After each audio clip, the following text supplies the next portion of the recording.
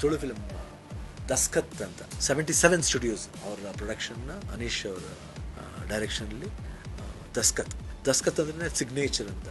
ಇದು ಒಂದು ಮೋಸ್ಟ್ಲಿ ಒಂದು ವಿಲೇಜ್ ಡ್ರಾಮಾ ಅಂತ ಅನ್ಕೋತೀನಿ. ಸೊ ಇಡೀ ದಸ್ಕತ್ ಟೀಮ್ಗೆ all the best, good luck.